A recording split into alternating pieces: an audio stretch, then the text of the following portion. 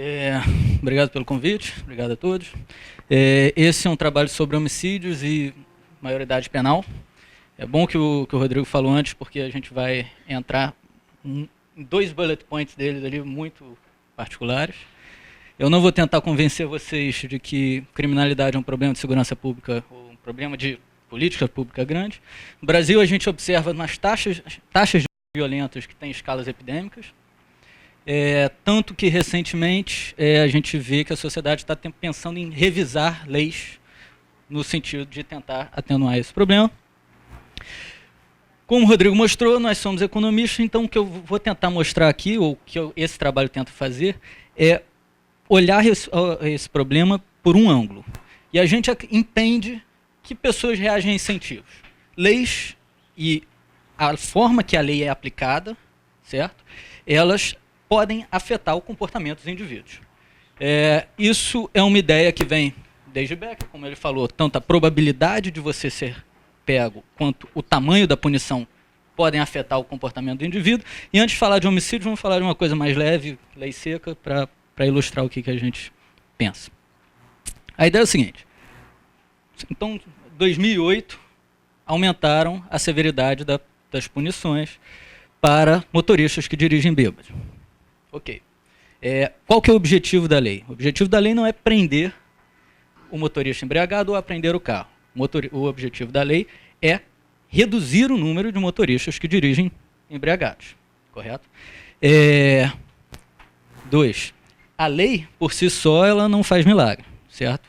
Houve uma força-tarefa da sociedade de implementar a lei com blitz em pontos estratégicos da cidade, e a forma como a lei é implementada em diferentes cidades pode ser diferente. Por exemplo, a geografia da cidade, Rio de Janeiro, é muito fácil você fechar algumas vias principais. Então, pegando o exemplo do Rio de Janeiro, aparentemente a lei e a forma como ela foi aplicada foi muito eficiente. Então, anedoticamente, a gente observa que as pessoas deixaram de usar o carro quando elas vão beber. Por quê? Elas sabem que, se forem pegas, a punição é grave, é alta, e 2, tem uma probabilidade real delas serem pegas. Correto? Como consequência, no primeiro ano da lei seca, eu vi uns números oficiais, aparentemente no Rio de Janeiro, houve uma redução de 50% de mortes por acidente de trânsito. A média no Brasil foi na ordem de 20%. Certo? Então, a forma que a gente está olhando aqui a lei é uma lei que vai dar incentivo às pessoas a não cometerem crime. Tá? E a gente vai tentar fazer esse exercício olhando para a lei para a maioridade penal. Tá? Eu não vou explicar em detalhes aqui, que eu acho que todo mundo entende como funciona, mas basicamente até os 18 anos as pessoas estão sujeitas, o indivíduo está sujeito ao ECA, o Estatuto da Criança e Adolescente. Ao completar 18 anos, no minuto em que que o indivíduo completa 18 anos, o sistema penal, as punições, a forma como a lei é implementada muda drasticamente, correto? Então, o que a gente vai tentar fazer é usar essa econometria que o Rodrigo falou para tentar, empiricamente, ver se, de fato, a lei de maioridade penal, ou a maioridade penal, aos 18 anos, elas dissuadem, elas reduzem o incentivo de jovens a cometerem crimes violentos. Tá?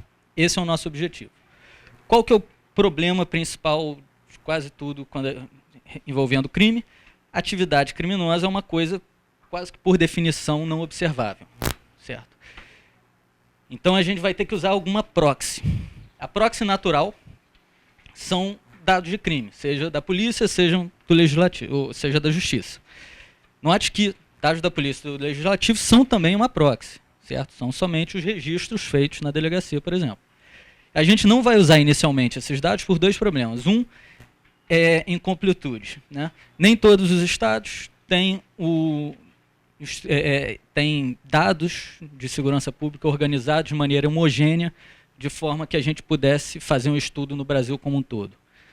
No Rio de Janeiro, até a Bárbara está aqui, o Instituto de Segurança Pública está fazendo um esforço grande em disponibilizar esses dados, a gente está conversando com eles, para permitir a gente usar os dados para fazer análise de política pública. Mas a gente não consegue esses dados para o Brasil como um todo. O segundo problema é viés. E que pode ser muito relevante para a gente. Por quê? Se um cidadão ou se a polícia,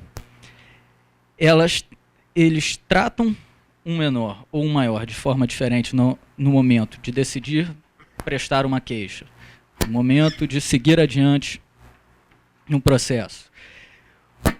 Os dados que a gente vai observar nos registros, eles têm um viés de seleção, certo?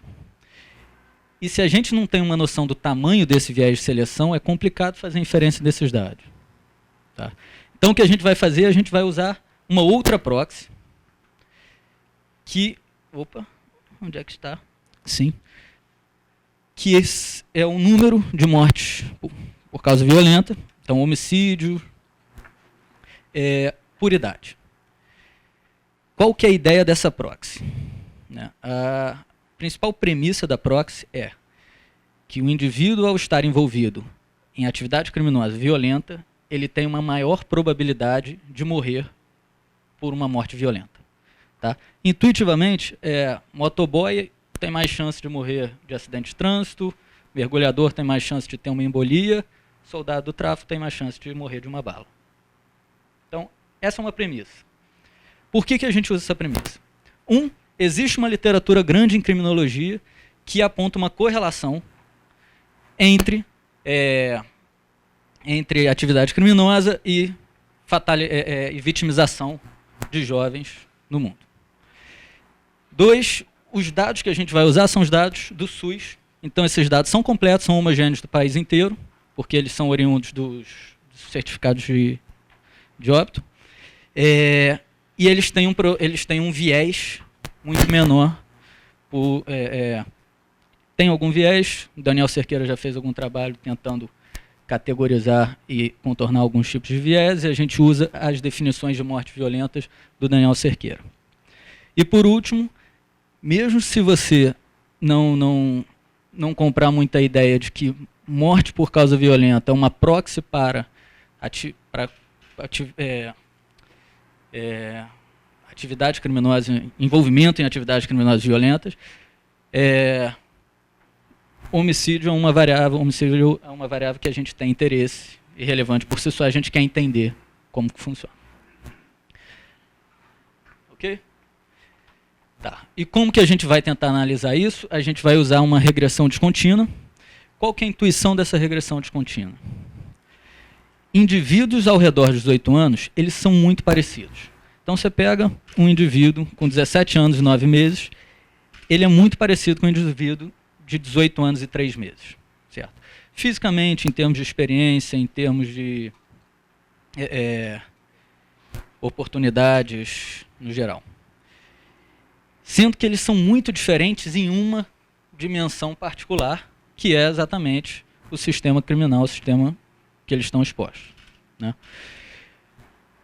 Então, o que a gente vai fazer, em última instância, a gente vai comparar o número de mortes de jovens com um pouco menos de 18 anos e jovens com um pouco mais de 18 anos.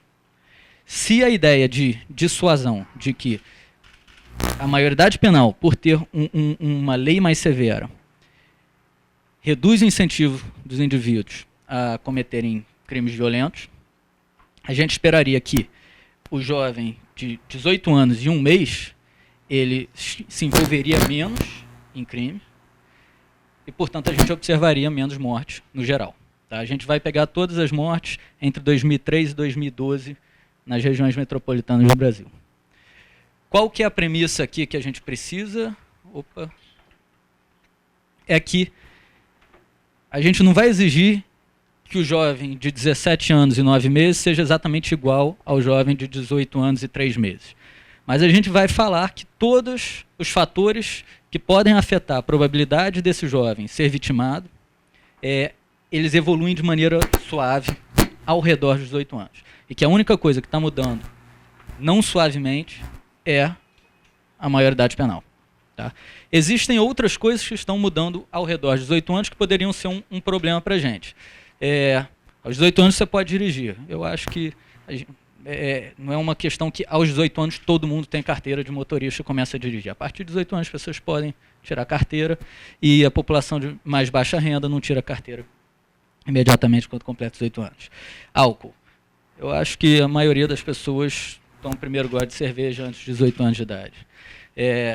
Alistamento militar. Você não tem que se alistar aos 18 anos. Você tem que comparecer ao Exército no ano em que você completa 18 anos. Então, é uma transição suave, não é uma transição brusca. Mercado de trabalho também é uma transição suave e não existe nenhuma regra que existe sobre educação compulsória variando ao redor de 18 anos. Mas a gente tenta acessar e discutir com mais cuidado esses fatores. Então, só rapidamente para mostrar os nossos efeitos, a gente olha diretamente para a morte no trânsito para entender se tem algum efeito aqui e ver nenhum efeito, nenhuma descontinuidade. Então, só um geral dos resultados, a gente não encontra evidência de um efeito de dissuasão da maioridade penal para todas as regiões metropolitanas do Brasil como um todo, para todas elas individualmente. A gente vai ter uma exceção. Mas só para explicar o que esse gráfico mostra, ele mostra o número de mortes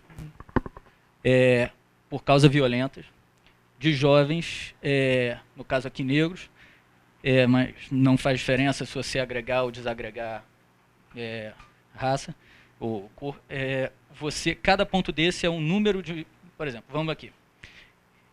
A gente teve que, em 10 anos, a gente teve 170 jovens que morreram com 17 anos e 50 semanas de vida.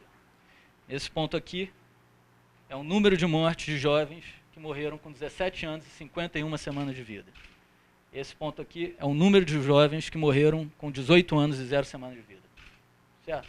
E o que a gente vê é que não tem uma quebra, né? Entretanto, para o Rio de Janeiro, a gente encontra uma queda significativa na ordem de 20%, e é para o Rio de Janeiro, somente para o Rio de Janeiro, que é isso que a gente encontra. Então, a gente observa uma queda no número de mortes de jovens logo após os 18 anos de idade no Rio de Janeiro. Então, dadas as nossas premissas, a gente poderia tentar interpretar isso como um efeito causal da lei de maioridade penal. Esse resultado é robusto a vários testes de robustez, de placebo. Aqui a gente está olhando para todas as mortes, eu devia ter dito, de indivíduos com 17 anos e 6 meses até 18 anos e 6 meses de idade. Tá? E a gente muda as janelas, a gente muda várias especificações. Então, só para completar, a gente não encontra nenhum efeito de dissuasão da maioridade penal ao redor de 18 anos, para o Brasil como um todo, mas a gente encontra um efeito grande para o Rio de Janeiro. O efeito zero faz sentido, economicamente. Então, se você pensa que indivíduos têm alguma coisa como uma carreira no crime, que você entra no crime muito jovem, e quando você está com 17 anos e meio, você não está pensando para qual que é a lei que você está sujeito, se você vai continuar no crime ou não, você já está envolvido no crime.